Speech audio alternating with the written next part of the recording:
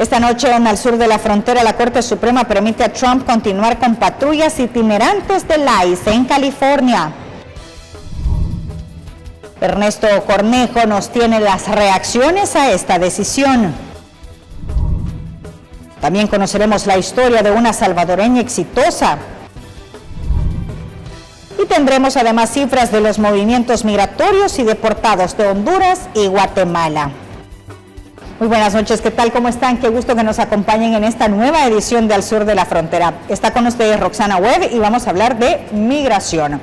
La Corte Suprema respaldó este lunes el impulso del presidente Donald Trump para que los agentes de inmigración continúen lo que los críticos describen como patrullas itinerantes en el sur de California, que tribunales inferiores habían considerado probablemente violatorias de la Cuarta Enmienda. El tribunal no ofreció una explicación para su decisión, que se dio con la disidencia de los 3 magistrados liberales. El caso giraba en torno a una serie de incidentes en los que agentes del Servicio de Inmigración y Control de Aduanas de los Estados Unidos, ICE, enmascarados y fuertemente armados, detuvieron a personas que se identificaban como latinas, incluidos ciudadanos estadounidenses, en la zona de Los Ángeles para interrogarlas sobre su estatus migratorio. Y precisamente vamos a saludar a Ernesto Cornejo, quien nos tiene las reacciones de organizaciones a esta decisión de un juez de reanudar los operativos de ICE en Ciudad Santuario.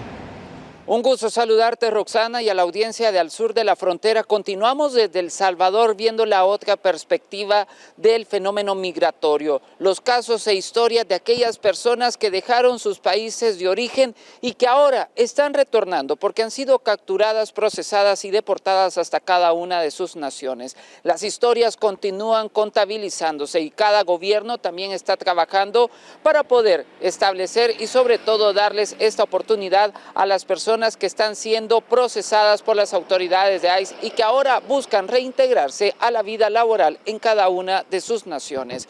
Pero también es importante conocer lo que está sucediendo en los Estados Unidos en cuanto a este tema. Y es que en los últimos días la Corte Suprema del país norteamericano decidió que el gobierno debe de continuar y restablecer las redadas en el sur de California. Una situación que ha generado bastantes complicaciones, principalmente para los activistas pro inmigrantes que han venido trabajando en litigios para poder garantizar la protección de este sector. Logramos conversar con algunos de ellos.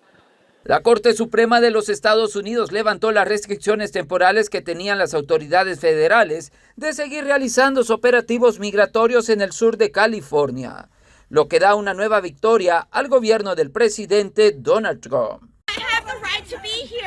I do not have to listen to you. This is the property of the church. This is Downey Memorial Christian Church. El fallo de 31 páginas reitera que las autoridades pueden detener e interrogar brevemente a las personas para determinar si se encuentran legalmente en el país del norte. Decisión que ha caído como balde de agua fría para los activistas pro-inmigrantes. Una cosa extraña, muy extraña, de que realmente la Suprema Corte de Justicia de este país esté diciendo pueden seguir haciendo estos operativos ilícitos, estos operativos anticonstitucionales en contra de nosotros los inmigrantes, y pues es la realidad que estamos viviendo. Jamás pensamos que esto fuera a pasar con esta hazaña, con esa violencia que se nos está atacando, y ahora la Suprema Corte le está dando toda la razón al presidente Trump para que continúen. ¡Qué desgracia! Los Ángeles ha sido un campo de batalla para el gobierno de Trump, después de su estrategia migratoria de línea dura. Es por eso la importancia de estar preparados. No hay que violentarnos, hay que estar tranquilos, pero más que nada hay que tener un plan. Es el momento de tener siempre un plan. ¿Qué va a pasar si si me deportan, si me detienen a papá, a mamá, a un hijo? ¿Qué pasaría? ¿Quién va a ir por los niños a la escuela? ¿Quién les va a dar de comer? ¿Quién los va a cuidar? Etcétera, etcétera. Todo eso necesitamos tener un plan, pero más que nada, Ernesto, es aguantar, resistir hasta donde podamos. La ofensiva antimigratoria estaría además alcanzando otras ciudades, como por ejemplo Chicago, donde se espera el despliegue de elementos de seguridad que tendrán como objetivo la captura de inmigrantes. Yo creo que ahorita por lo pronto ya aprendimos o estamos aprendiendo en Los Ángeles. Los Ángeles es el epicentro, ha sido el epicentro desde el día 6 de junio del 2025 de esta violencia inédita de parte del gobierno federal para detener a cualquier persona que simplemente por el color o por hablar otro idioma que no sea el inglés. Entonces, sabemos que eso está totalmente condenado en la Constitución Política de los Estados Unidos de Norteamérica, en la enmienda 4, en la 5, etcétera, pero no lo están respetando. Decirles a nuestra gente, más que nada, aparte de la resiliencia, de la resistencia en contra de todo esto. Mientras tanto, estas como otras decisiones más del gobierno serán litigadas en las diferentes cortes. Informó Ernesto Cornejo para la red de noticias Albavisión. Y en una de las mayores redadas de indocumentados en los Estados Unidos, una empresa que se dedica a la fabricación de vehículos, más de 400 personas fueron detenidas por ICE. Se trata de la mayor redada migratoria registrada durante el segundo mandato del presidente Donald Trump. Unos 500 agentes federales, estatales y locales interrumpieron las instalaciones de Hyundai, LG, planta dedicada a la fabricación de vehículos eléctricos y baterías en Ellaville, Georgia. Según el Servicio de Control de Inmigración y Aduanas, ICE, fueron detenidos 475 trabajadores, en su mayoría nacionalidad coreana, aunque también se identificaron ciudadanos mexicanos, hondureños, guatemaltecos y salvadoreños. Las personas fueron trasladadas al centro de detención del ICE en Fulton, mientras se determina su situación migratoria. La planta, más de 12,000 metros cuadrados, lleva un año de operación y representa uno de los mayores proyectos de inversión en Georgia, con una inversión estimada en $7.600 millones y más de 1,200 empleos generados. El Departamento de Seguridad Nacional, DHS por sus siglas, informó que los agentes ejecutaron una orden de registro por presuntas prácticas laborales ilegales y otros delitos federales graves. En una rueda de prensa, un agente especial a cargo de la investigación en Atlanta aclaró que no se trató de una simple redada migratoria, sino de una investigación criminal que se extendió por varios meses, en la que se recopilaron pruebas y se realizaron entrevistas y se presentó documentación ante un juez federal para autorizar la operación. Funcionarios de inmigración indicaron que entre los detenidos hay personas que estaban en el país sin autorización o trabajan de forma ilegal. La investigación continúa en desarrollo. Este es un informe de Herbert Vázquez. Históricamente, el mes de septiembre ha significado fechas importantes para la comunidad hispana radicada en los Estados Unidos, pero esto se ha visto empañado, y es que por temor a ser capturados han suspendido desfiles y actividades culturales.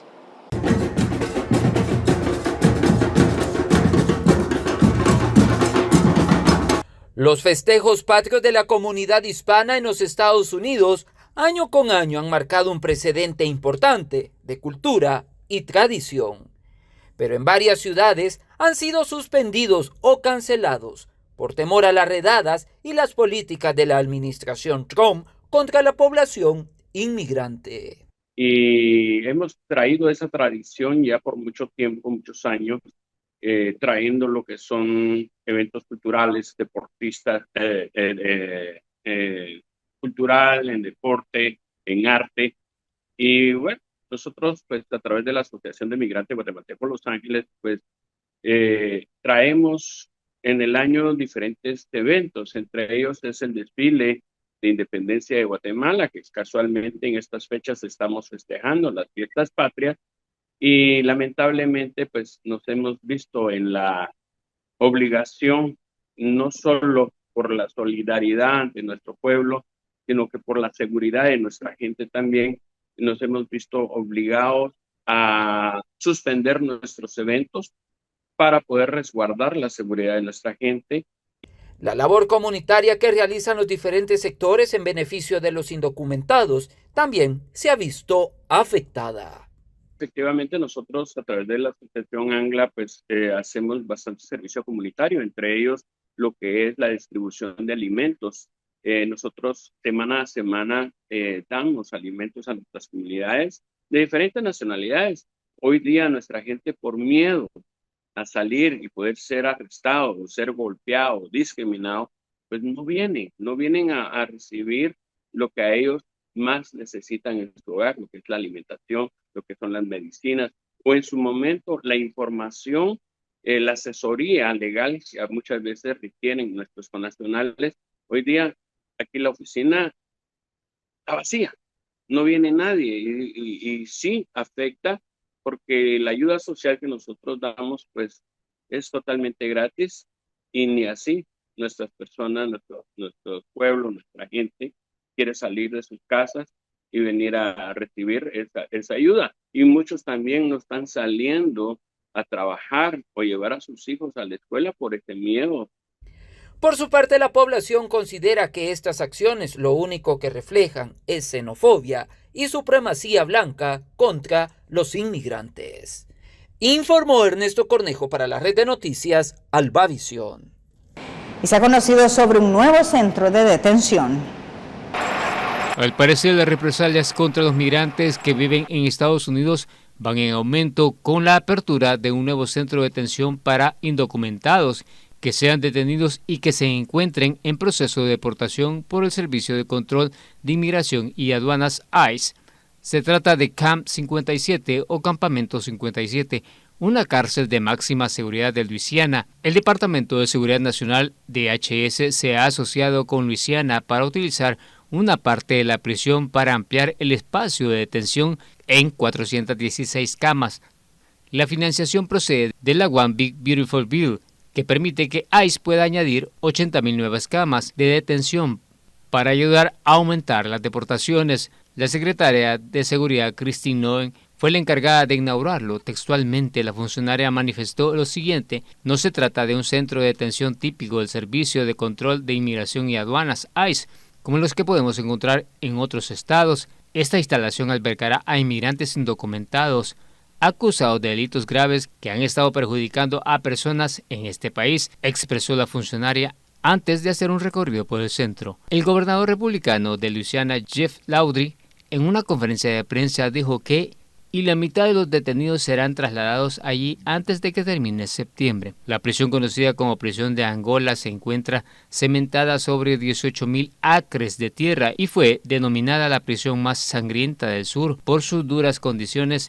Según el Museo de Angola, la prisión se ganó el apodo en 1962 porque los apuñalamientos se hicieron muy frecuentes. Los presos demandaron al Estado a principios de la década de 1970 por las duras condiciones y un tribunal federal ordenó la reforma. La penitenciaria en la que funcionará Camp 57 no es nueva. En este lugar está ubicada la prisión de máxima seguridad más grande de Estados Unidos, la cárcel estatal de Luisiana, más conocida como Angola, rodeada por pantanos llenos de caimanes y bosques poblados por osos. Esta nueva sección de la cárcel estará aislada del resto de la población reclusa y albergará a más de 400 hombres. Según un informe del gobernador republicano de la identidad Jeff Loudry, las autoridades ya trasladaron a 51 inmigrantes y se espera que otros 150 lleguen antes de mediados de septiembre. El plan del gobierno de Trump de abrir el centro de detención del ICE en Luisiana se suma a los intentos de abrir varios centros de detención de inmigrantes en otros estados gobernados por republicanos. Este es un informe de Herbert Vázquez. Por años, los viajeros también han significado una pieza fundamental para la comunidad inmigrante radicada en los Estados Unidos. Y es que sabemos, muchos de ellos llevan productos nostálgicos desde cada uno de sus países y son entregados a ellos. Y es que sus familias los envían. Logramos conversar acá en El Salvador con una mujer que lleva más de 4 años haciendo esta labor y sobre todo también nos contó sus experiencias y las historias de vida de cada uno de ellos, pero sobre todo también los cambios en las políticas que se están teniendo en los puertos de entrada a consecuencia de las retóricas y sobre todo también de las endurecidas medidas por parte de la administración de Donald Trump. Marta Mirón de Flores ha desarrollado desde hace algunos años un modelo de servicio que lo ha convertido en el mejor puente para conectar esos lazos familiares. Nos referimos al envío de encomiendas desde El Salvador hacia Estados Unidos y viceversa. En su mayoría de los casos son productos que evocan recursos de hogar, familia y tradiciones, especialmente para las personas que han migrado. Es muy importante el valor de trasladarles a ellos esa nostalgia, ¿verdad? Eso típico que nos hace diferentes de cada país, ¿verdad? Que tiene culturas diferentes, pero que nosotros anhelamos estando lejos, ¿verdad? Y que cuando llevamos un paquete, una encomienda, un envío, con eso que les envía su familia, eso que les recuerda el pedacito de nuestro país, de El Salvador, y eso ellos se ponen felices. Y ver para mí esas personas cuando algo tal vez sencillo se les entrega, me da satisfacción, me llena a mí de mucha alegría en el sentido de decir con más esmero poder hacer ese trabajo como debe de ser, ¿verdad? En lo correcto, en lo que es saludable, en lo que llegue con éxito, ¿verdad? A las manos de nuestros hermanos, ¿verdad? De nuestras familias, de nuestros amigos que están allá. Asegura que los relatos de las familias que atiende la impulsan a seguir adelante. Había una persona que no mucho tiempo de no viajar, una persona joven, digamos unos 40 años, y su hermano acá, ¿verdad? Lamentablemente su hermano falleció. Él, al recibir de mi parte los recuerdos de ese fallecimiento aquí en El Salvador de su hermano y entregárselo y ver a él que me dijo, no pensé que esto podía traerme en esta forma, me dice que mi hermano ya no está, que era un rosario, era algo de un recuerdo que iba a poner en la pared con el nombre de él. Este sector también ha sufrido algunos cambios tras la llegada de Donald Trump a la presidencia, como por ejemplo la aplicación de nuevos requisitos de documentación y procesos aduaneros. Se paga mensualmente IVA, ¿verdad? Renta manual. Eso nos respalda también con una identificación, un permiso, ¿verdad? Donde nosotros cuando viajamos a este país de Norteamérica, es también poder ir de manera lo correcto, ¿verdad? De las normas, de las reglas y los procesos que ellos piden para nosotros sin ningún problema poder pasar, ¿verdad? Y de esa manera podemos seguir llegando y hacer las cosas como ellos lo piden. Y eso es muy importante que nosotros lo hagamos. Sí, hay en cada viaje es diferente porque siempre hay un proceso, siempre hay un cambio y que se tiene que actualizar uno, ¿verdad? En el momento. Esperan que el incremento en los aranceles no les vaya a afectar.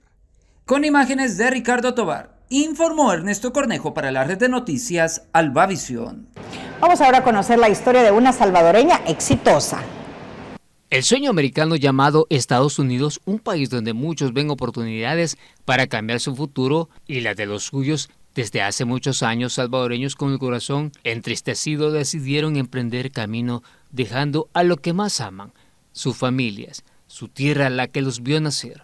Pero eso sí, con un solo objetivo, triunfar en la gran nación norteamericana. Pues la historia que le vamos a contar de esta migrante salvadoreña pasó por todas estas barreras que logró superar.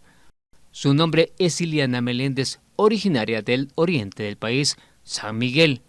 Con tan solo 12 años de edad, sus padres decidieron llevársela a los Estados Unidos.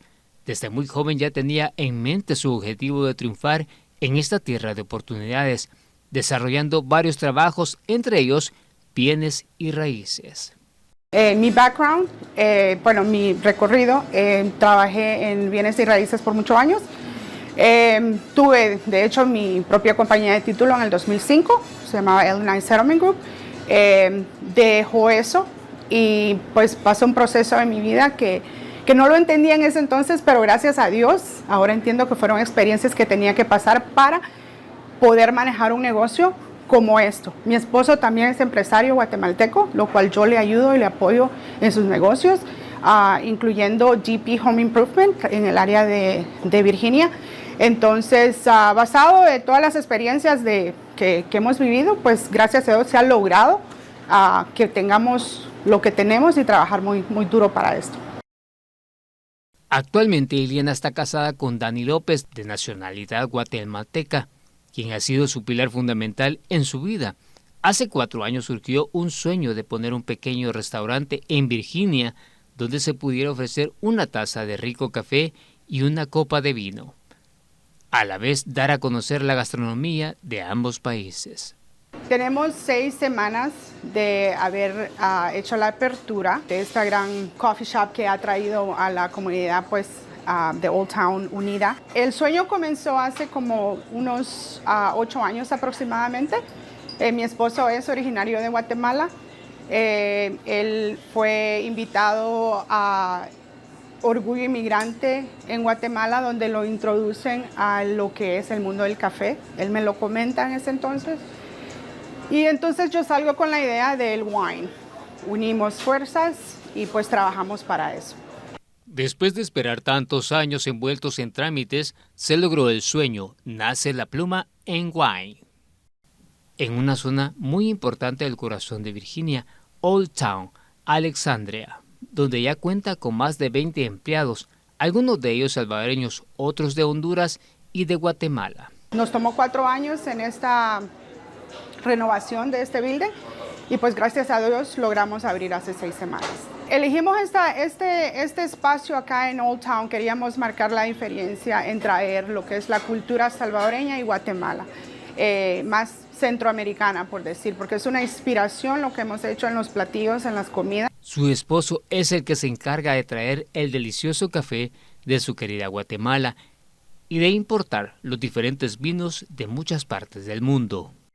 A la larga pues tuve la dicha de conocer un poquito el café, cómo producirlo, cómo sembrarlo en Guatemala, y a la hora de llegar acá pues mi esposa y yo pues nos decidimos unir 2 culturas, que es Salvador y Guatemala, ¿verdad? Y traer la comunidad. Esa es nuestra idea de acá, de darle otro concepto, lo que es Salvador y Guatemala, pues dándole un poco un sabor latino en el área, que eso hacía falta, que eso es lo que hace los clientes que vienen, ¿verdad? Eso es el concepto de traer el café y la comida, por supuesto, ¿verdad? Bueno, los vinos hemos traído acá en base a lo que la comida tenemos. Por ejemplo, tenemos vinos de Chile, tenemos vinos de Argentina, vinos locales de aquí de Virginia, y también tenemos vinos de España y Francia, Italia y Nueva Zelanda, si no me equivoco, uno de los vinos que tenemos por acá. Todo va como lo que va de la comida. Por eso es que, digamos, una pupusa, que es lo que lleva un vinito con una pupusa, un prosecco, por ejemplo, un vino blanco. Las garnachas de Guatemala, digamos que es carne roja, va con vino rojo. Uno de los proyectos de los esposos es de poder invertir en El Salvador, de llevar sus productos y a la vez contribuir a la economía del país. Esta pareja nos deja una gran lección de que con mucho trabajo y esfuerzo, los sueños se pueden cumplir. Este es un informe de Herbert Vázquez. Bueno, Roxana y amigos televidentes, es parte de los detalles que les teníamos para esta emisión. En nuestro próximo programa también les estaremos presentando testimonios de salvadoreños que en las últimas semanas han sido retornados hasta el país, cómo están buscando reintegrarse a la vida laboral y cómo el gobierno también a través de las diferentes instituciones está buscando brindarles este apoyo. Estos y otros temas más usted los conocerá en detalle. Informó para la red de noticias Alba Visión desde San Salvador, El Salvador, Ernesto Cornejo. Vamos a la pausa comercial y cuando regresemos tendremos una entrevista con representantes de la Embajada de México en El Salvador. Los detalles de esta y otras informaciones en unos minutos. Ya volvemos.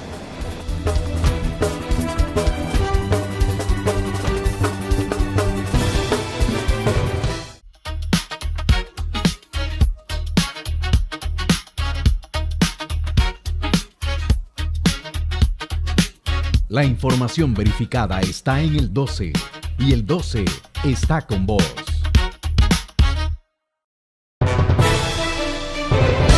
Con Noticiero Hechos te informas en las redes sociales. Puedes informarte en vivo en X, Facebook, YouTube, Instagram, TikTok, Thread y WhatsApp. La noticia en 360 grados con la credibilidad de Noticiero Hechos. Las noticias no esperan y tú tampoco. Hechos Digital se actualiza a cada momento con información verificada, clara y confiable. En redes, en tu móvil, en donde estés. Si es de Hechos, es verdad. Síguelo, compártelo, confía en él. En las principales plataformas. Hechos de Canal 12.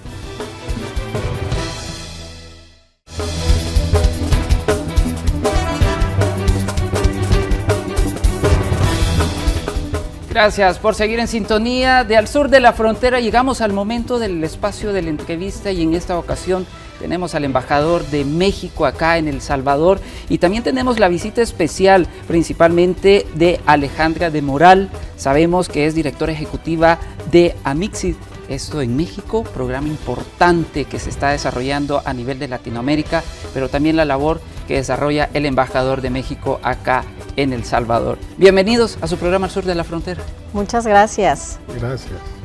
Sabemos que es importante hablar de esta cooperación entre México y El Salvador en sus diferentes áreas. Alejandra, ¿cómo ha venido trabajando el programa principalmente acá en territorio salvadoreño? Pues mira, El Salvador es un claro ejemplo de la importancia que tiene la región para México.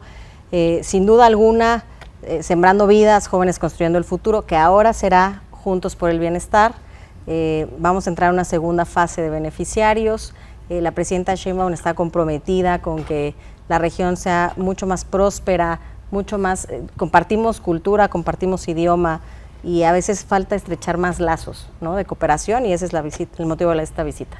Embajador, sabemos que históricamente el programa Sembrando Vidas ha venido construyendo diferentes áreas. Sabemos que principalmente los jóvenes es este principal motor y el enfoque que tiene el programa hoy en día. Sí, los programas de Sembrando Vida y Jóvenes Construyendo Futuro, hoy Juntos por el Bienestar, son programas de fuerte impacto social. De manera directa, en su primera fase, benefició a 20,000 agricultores y jóvenes. Esos son los beneficiarios de manera directa, pero también hay beneficiarios indirectos, que al obtener recursos, los jóvenes y los agricultores, pues les permite reactivar la economía interna de su localidad y también se beneficia pues a quien le compran el huevo, a quien le compran la carne, etcétera. Entonces son programas que fueron evaluados por la ONU y con magníficos resultados, al grado también que el presidente Bukele, en su última reunión con el presidente Andrés Manuel, decidieron participar en una segunda fase, donde el presidente Bukele también aportará por parte del gobierno de El Salvador recursos para que se lleve a cabo. Ese es el mejor reconocimiento que se puede dar a una cooperación internacional, que el gobierno local también aporte de sus recursos para que se le dé continuidad a este tipo de programas. Alejandra, sabemos que también el programa, como ya lo mencionábamos, Sembrando Vidas, ha venido desde tiempo atrás y se ha extendido. Sabemos que en materia económica, social, cultural, también el gobierno mexicano, y es uno de los principales compromisos de la presidenta Claudia Sheinbaum hoy en día. Mira, te voy a poner un ejemplo para que... Nosotros con Sembrando Vidas primera fase tuvimos 40 biofábricas, 300 sistemas de riego, y los productores, los agricultores pudieron multiplicar sus cultivos en 208%, es decir, pudieron diversificar lo que sembraban, nos permite ser mucho más directos en atender las causas, por ejemplo, de migración, que la gente no se quiera ir pues forzosamente, sino que se quiera quedar viendo que su terreno, su manzana es productiva. Ayer estuvimos con algunos que decían, yo empecé con media manzana y ya tengo 5 manzanas sembradas. Entonces creo que es una política exitosa, además de que con El Salvador, por supuesto que compartimos nuestro sistema de becas. Amexif tiene el sistema de becas internacionales, así es que pues queremos también que Salvador forme parte de este programa. Y bueno, pues a final de cuentas somos parte de una misma región. Venimos ahorita justo del proyecto Mesoamérica, en donde estamos 10 países que formamos parte de esta gran región mesoamericana, y bueno, pues vamos a darle resultados a la sociedad. Embajador, estos lazos bilaterales entre México y El Salvador definitivamente han marcado un precedente importante, y ahora con la administración de la presidenta Claudia Sheinbaum también vienen estos proyectos, como decía, jóvenes son los que se tiene este objetivo hoy en día, la agricultura, la economía, que viene a favorecer también al desarrollo económico de ambas naciones. Sí, la amistad entre dos países se fortalece cuando queremos compartir parte de lo que consideramos nosotros bueno.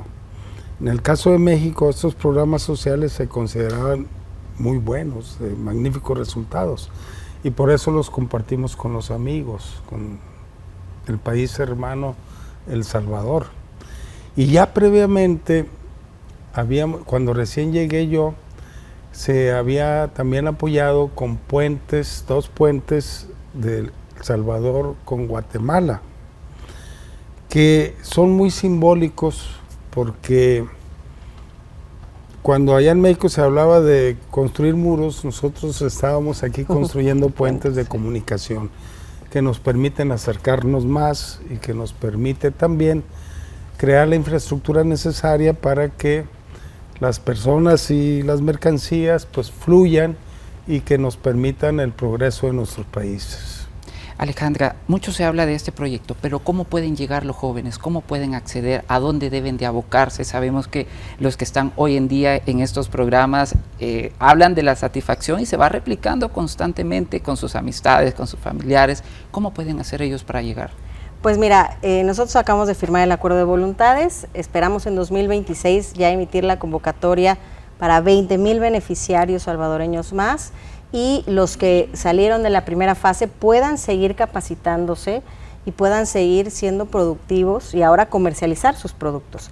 Y también hay una parte para mí bien importante que quisiera yo resaltar hoy, las escuelas México.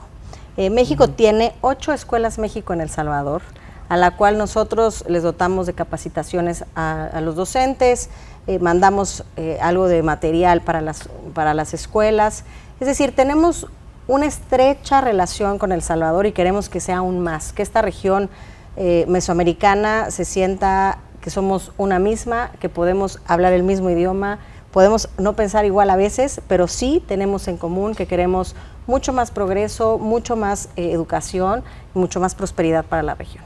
Embajador, un mensaje que le podría dar a toda la población y principalmente acá en el país, de saber de estos programas exitosos que históricamente y que sabemos van a venir por muchos años más.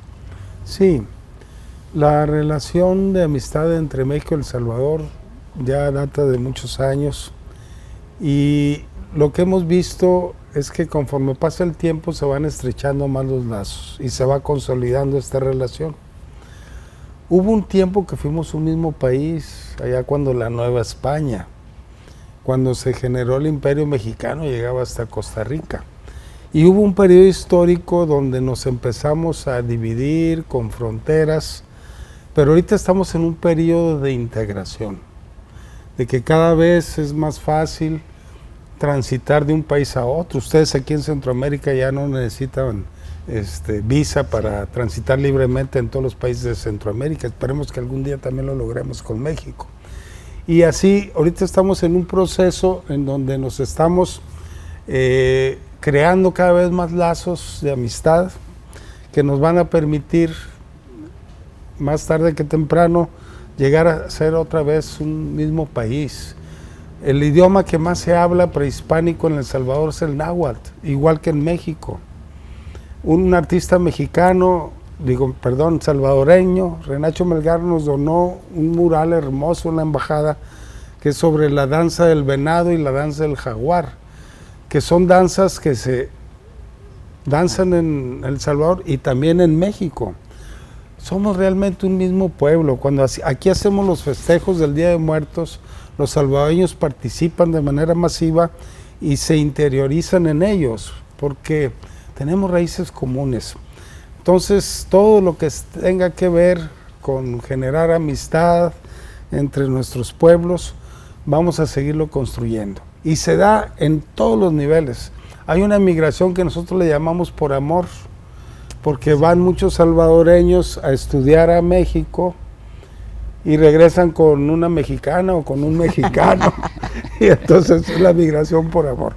Entonces hasta en ese nivel tenemos lazos que nos unen, que son los que hay que seguir fomentando, porque eso nos va a engrandecer más y va a crear sinergias que propicien nuestro bienestar y nuestro desarrollo. Alejandro, un mensaje a esos jóvenes soñadores que desean emprender, que desean seguir este camino de estudio. Pues yo quisiera decirles que no se cansen, que sigan buscando oportunidades, que aquí nosotros, el gobierno mexicano y el gobierno salvadoreño, estamos haciendo lo propio. Son casi 6 millones de salvadoreños aproximadamente, pero también hay 3 millones aproximadamente en Estados Unidos que tal vez nos están viendo.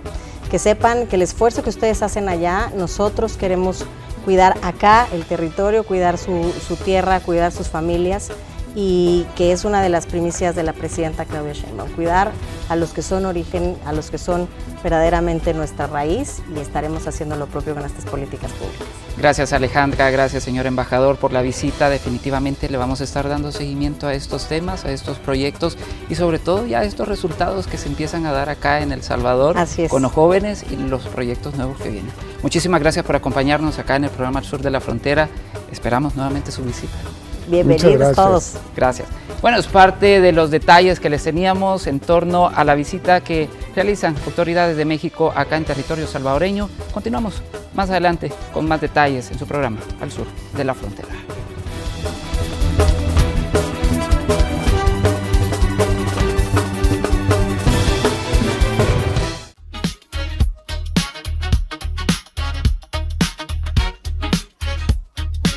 Las noticias más inmediatas están en el 12 y el 12 está con vos.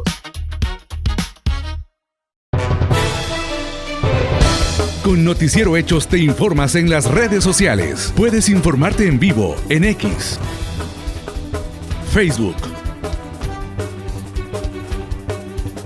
YouTube, Instagram, TikTok, Thread y WhatsApp. La noticia en 360 grados con la credibilidad de Noticiero Hechos.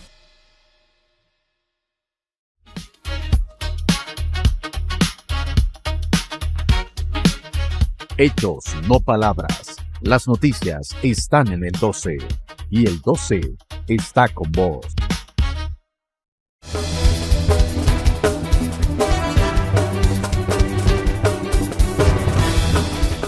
La cancelación del TPS para Honduras traerá consigo múltiples consecuencias. Dirigentes del Partido Nacional señalan que muchas personas que luchan con enfermedades y que dependen de las remesas están preocupadas. Hay muchas personas con diabetes, con cáncer, muchas personas enfermas que dependen de estas remesas que vienen de Estados Unidos para comprar las medicinas.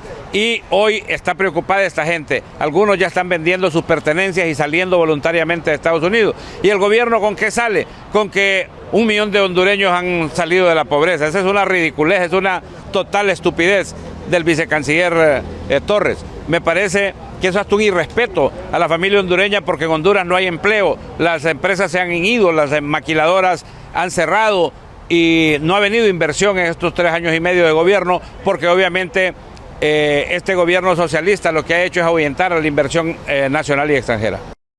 Y el director del Instituto Nacional de Migración menciona que Honduras, a pesar de las políticas antiinmigrantes de Donald Trump, no superará las cifras registradas el año pasado de más de 40,000 deportados. Esta cifra en el 2025 se ha visto muy reducida. Apertura a tantas personas. Bueno, primero hay que analizar este año. Nosotros hemos tenido una cifra de deportaciones hasta el momento de unas 23,000 personas.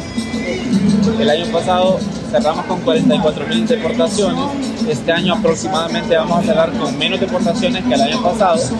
Quiere decir que a pesar de los cambios en la política migratoria de los Estados Unidos, nosotros hemos tenido una reducción de las deportaciones en comparación al año pasado y en comparación con los años anteriores a este.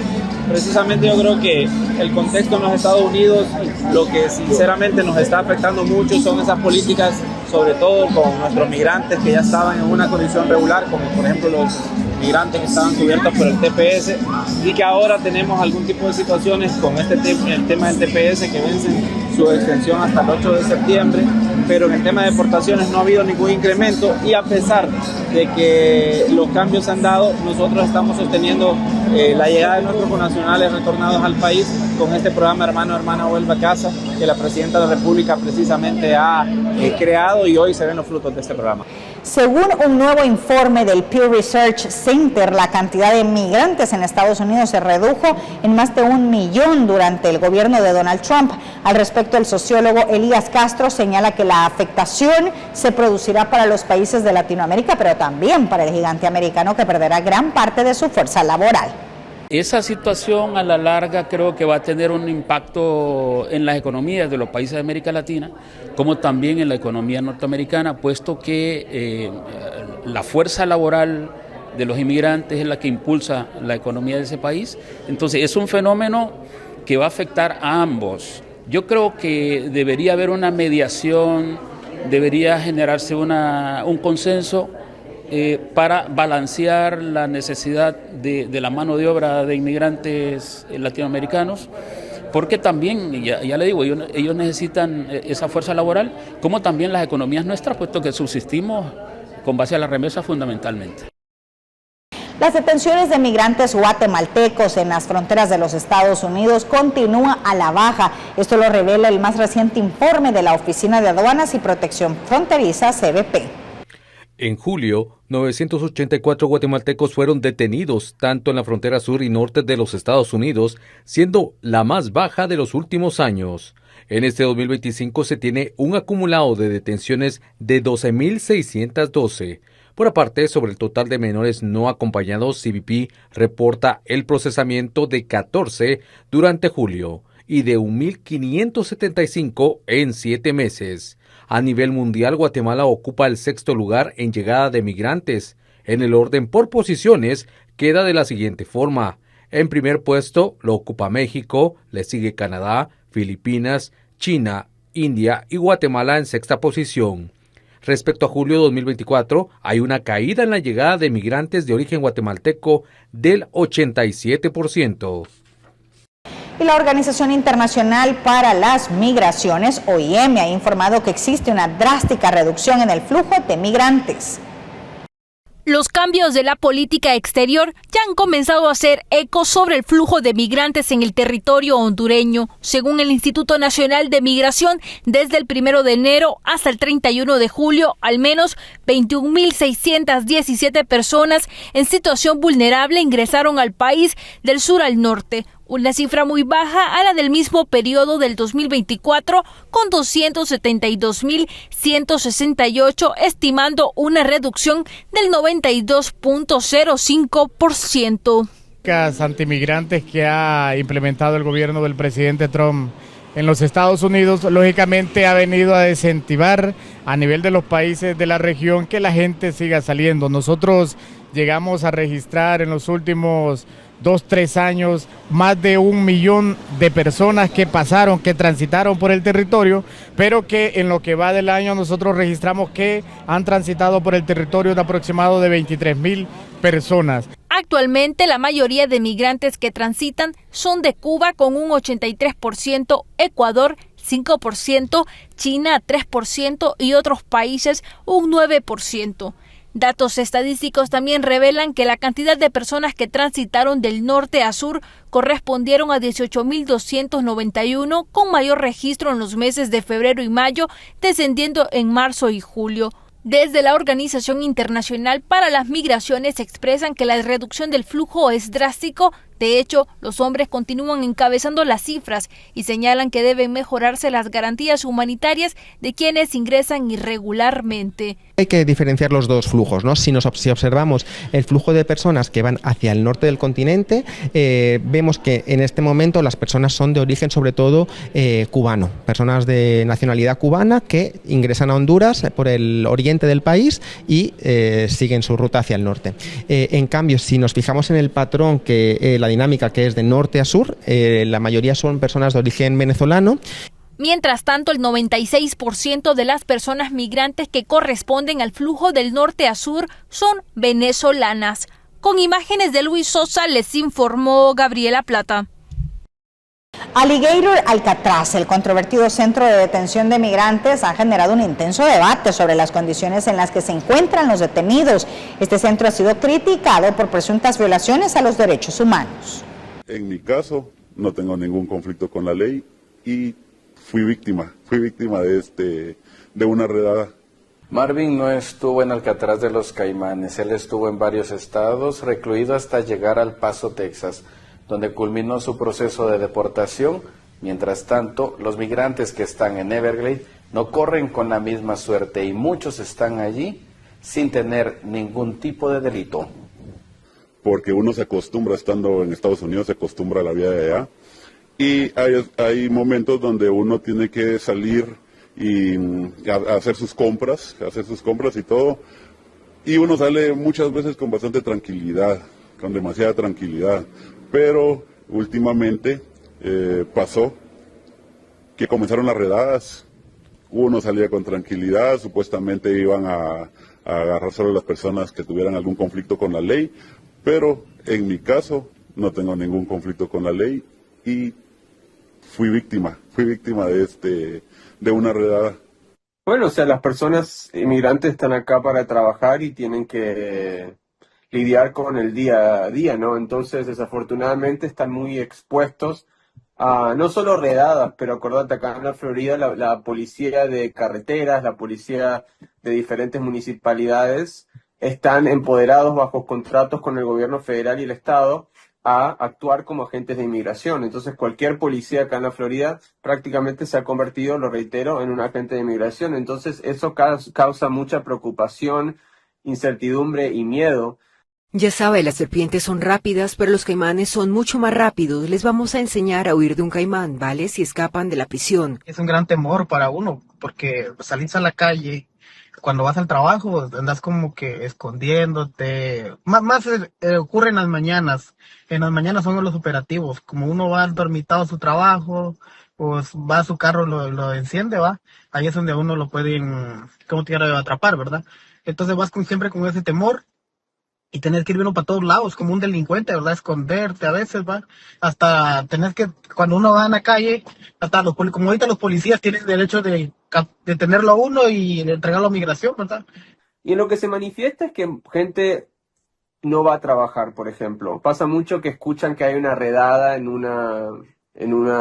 barrio, en un vecindario, en un lugar, y resulta que no, la gente no va a un sitio de construcción donde está trabajando, la gente evita estar en esa área de la ciudad.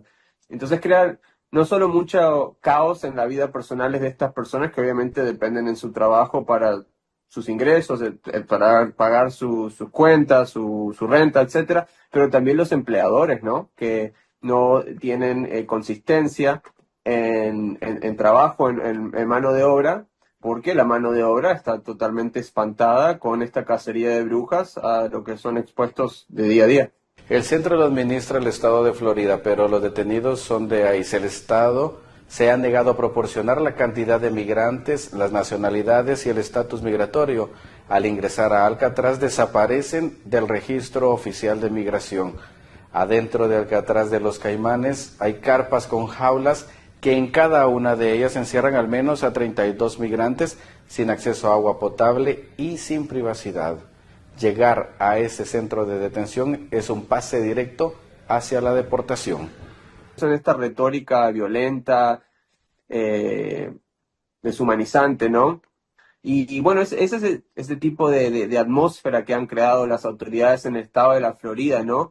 Que de este lugar, como te digo, siniestro, macabre, cruel, en el que uno puede terminar, ¿no? Por algo tan leve que como una infracción de tránsito, porque ellos dicen, no, esto es para lo peor de lo peor, los criminales, los pandilleros, Mara Salvatrucha, pero no es así. Hay mucha gente que está ahí por nada más que una infracción de tránsito. Es bien difícil la situación, día con día se vive ese temor, ese miedo, tenemos que salir por la necesidad de llevar el sustento a la familia, ¿verdad? A la casa. ¿Cómo explicarte esto? Es algo que nunca, yo bueno, los 5 años que llevo aquí no lo había visto y hasta ahora veo que sí, uno pasa en las carreteras más grandes y sí, hay migraciones, vamos. Entonces son al azar, como quien dice, lee las placas de los vehículos y ahí te siguen y es donde te paran, ¿verdad? Bueno, mi proceso fue totalmente distinto al de ahora. Ahorita, por lo que me cuentan algunas personas, la mayoría está con ese miedo porque no hay una información que me diga qué es lo que va a pasar con la persona, con el migrante que vaya a caer a esta cárcel.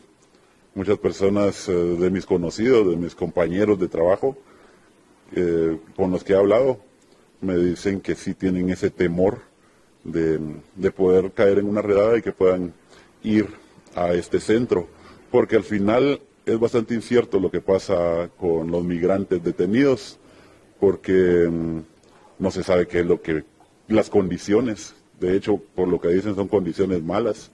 El lugar donde está ese centro también tiene demasiadas condiciones malas, comenzando con clima y estando la aglomeración de personas ahí, y no hay una información que diga qué es lo que pasa con las personas migrantes que llegaron al centro. No se sabe si las mandan para su país sin ninguna otra información o qué es lo que están haciendo ahí. Aquí hace poco un muchacho se fue, hizo huelga, ganó un poco de miedo y se cortó la vela también y no hemos sabido nada.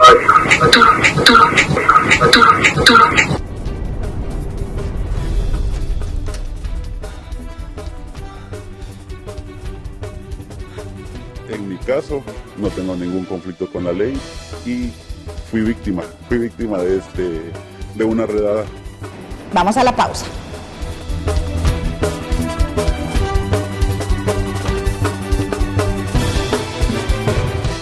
Las noticias no esperan y tú tampoco.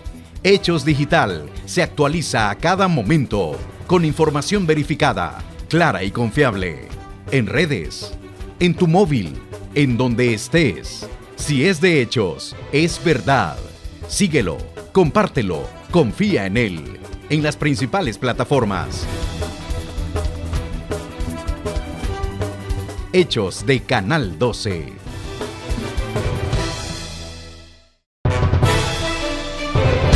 Con Noticiero Hechos te informas en las redes sociales. Puedes informarte en vivo en X, Facebook, YouTube, Instagram, TikTok, Thread y WhatsApp. La noticia en 360 grados con la credibilidad de Noticiero Hechos.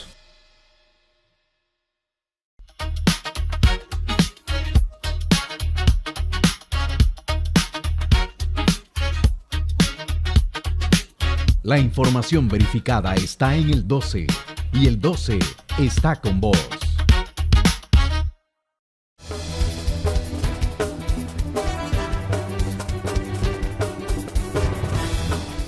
Gracias por continuar con nosotros. Autoridades siguen identificando a salvadoreños relacionados con estructuras dedicadas a la trata de personas, un delito que según expertos se registra mayormente en menores de edad. Sandy Camila Méndez Rodríguez fue detenida luego de encontrarla vinculada en una red de trata de personas en modalidad de explotación sexual. Ella era la encargada de ubicar y contactar a las víctimas. Las llevaba a un hostal ubicado en el cantón Salinas de Ayacachapa, en Sonsonate. En dicho lugar, ella las promovía sexualmente y cobraba dinero por cada adolescente. Según la Fiscalía General de la República, el dueño del establecimiento también fue detenido. Investigaciones de la Organización de las Naciones Unidas indican que las mujeres y niñas representan la mayor cantidad de víctimas de trata de personas.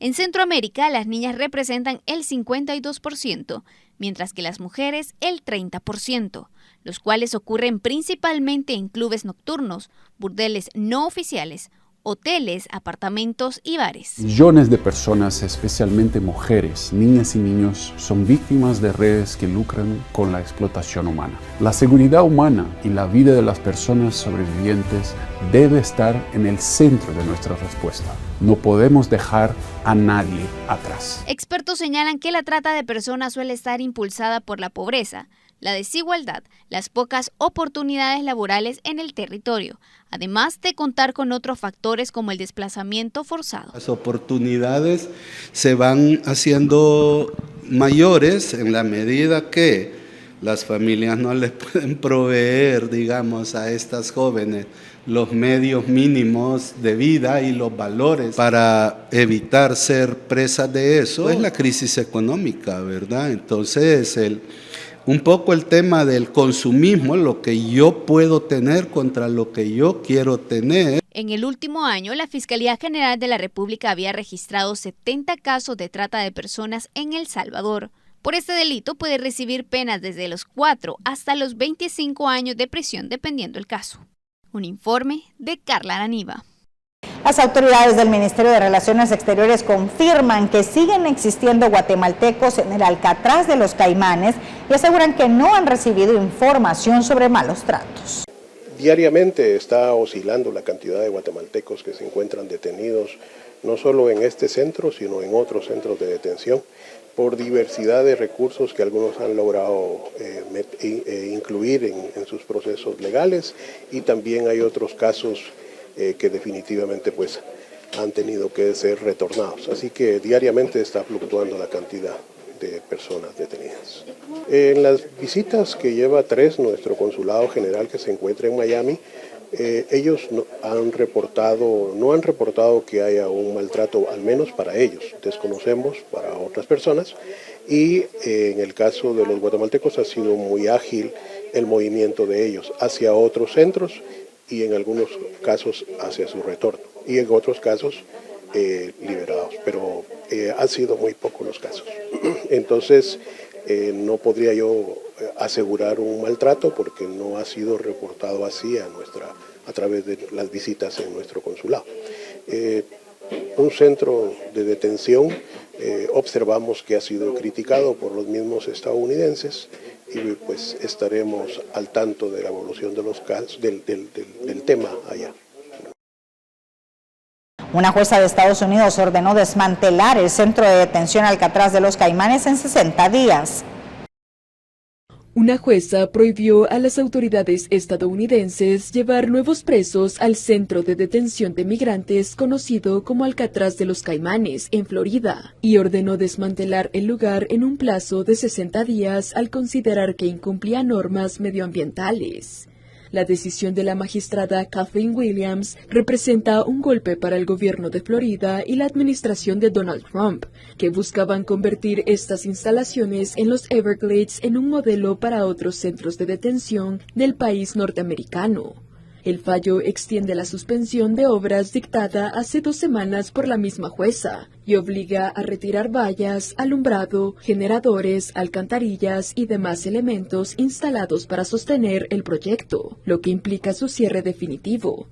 Según la jueza, tanto el Estado como el gobierno federal violaron una ley que exige una evaluación de impacto medioambiental antes de construir este tipo de instalaciones.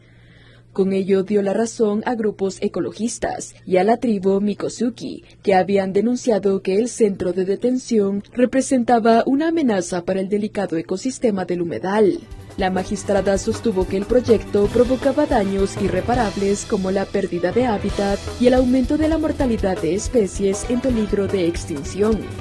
Desde su apertura el 2 de julio, activistas y opositores exigían el cierre del centro por el riesgo ambiental y por las condiciones de detención. Asimismo, migrantes y abogados denunciaron falta de higiene, ausencia de atención médica y largas jornadas sin acceso a la luz del sol.